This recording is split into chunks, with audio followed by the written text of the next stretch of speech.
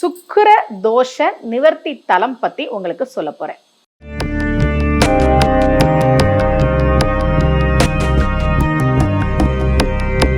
ரகசிய உண்மைகள் சேனலை பார்த்து கொண்டிருக்கும் உங்கள் அனைவருக்கும் சுமதி ஸ்ரீயின் அன்பு வணக்கம். இந்த பகுதியில் நம்ம நிறைய பரிகார முறைகள், பரிகார தலங்கள், ஆன்மீக கேள்வி பதில்கள், ஆன்மீக சந்தேகங்கள், என்ன பிரச்சனைக்கு என்ன மாதிரி வழிபாடு பண்ணணும்னு தொடர்ந்து பார்த்துக்கிட்டு இருக்கோம். இன்னைக்கு சுக்கிர தோஷ நிவர்த்தி தலம் பத்தி உங்களுக்கு சொல்ல போறேன்.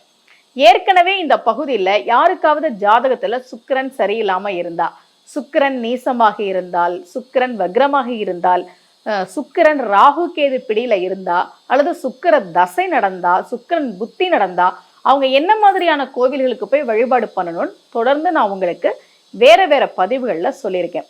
இன்னைக்கும் சுக்கிரனோடு தொடர்புடைய ஒரு கோவிலை பத்தி தான் சொல்ல போறேன். கன்னியாகுமரி போயிருக்கிறீங்களா? இது என்ன கேள்வி, நிறைய முறை போயிருக்கோமே அப்படின்னு சொல்றீங்களா? கன்னியாகுமரி போனால் என்ன பண்ணுவோம்? இது என்ன கேள்வி, கன்னியாகுமரி போனால் என்ன பண்ணுவோம்? பீச்சில் விளையாடுவோம், நிறைய ஃபோட்டோஸ் எடுப்போம், சந்தோஷமாக இருப்போம், என்ஜாய் பண்ண தானே போகிறோம். ரொம்ப மகிழ்ச்சி, போங்க.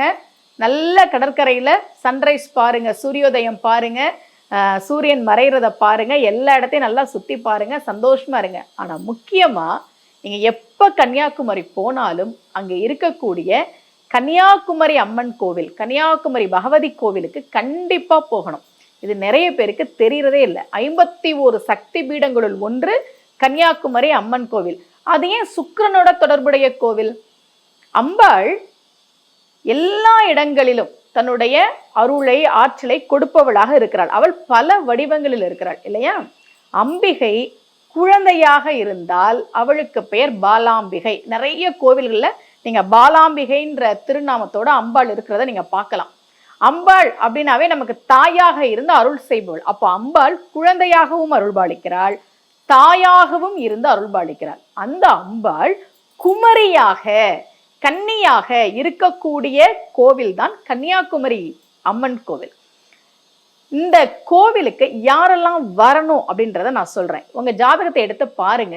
யாருக்காவது ஜாதகத்துல கடகத்துல சுக்கிரன் இருந்தா, அல்லது சுக்கிர தோஷம் இருந்தா, சுக்கிர தசை நடந்தா, திருமணம் நடக்கணும்னா களத்திரக்காரகன் சுக்கிரனுடைய அருள் கண்டிப்பா வேணும். அப்ப திருமண ஸ்தானத்துல பிரச்சனை இருக்குன்னா அவர்கள் கண்டிப்பாக இங்கே வந்து வழிபாடு செய்ய வேண்டும். நான் எப்போ நாகர்கோவில் பக்கம் சொற்பொழிவுக்கு போனாலும் இந்த கோவிலுக்கு போவேன். நாகர்கோவில்ல சுசீந்திரம் கோவில், நாகராஜா கோவில், இப்படி நாகர்கோவில் சுற்றியுள்ள பகுதிகளில் பல முறை நான் சொற்பொழிவுக்கு போயிருக்கேன்.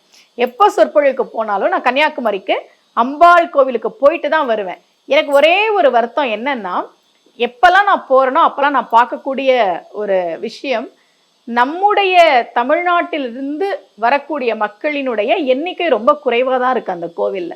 வெளி மாநிலங்கள்ல இருந்து வரக்கூடிய பக்தர்களின் எண்ணிக்கை அங்க ரொம்ப அதிகமா இருக்கு. நீங்க யாராவது அடுத்த முறை கன்னியாகுமரிக்கு போனீங்கன்னா அது சுற்றுலா தலம் தான், அதுல மாற்று கருத்தே கிடையாது. நல்லா சுத்தி பாருங்க, நல்லா சந்தோஷமா இருங்க. கூடவே அங்கே இருக்கக்கூடிய கன்னியாகுமரி அம்மன் கோவிலுக்கும் போய் ஒரு முறை வழிபாடு செய்யுங்கள். நிச்சயமா யார் போகணும் அப்படின்னா, முக்கியமா யார் போகணும் அப்படின்னா, ஜாதகத்தில் சுக்கிர தோஷம் இருப்பவர்கள் கண்டிப்பாக சென்று வழிபாடு செய்ய வேண்டிய கோவில் அந்த கோவில். இதே போல ஒரு பரிகார முறையோடு மீண்டும் உங்கள் அனைவரையும் சந்திக்கிறேன். அனைவருக்கும் அன்புடன் சுமதி ஸ்ரீ.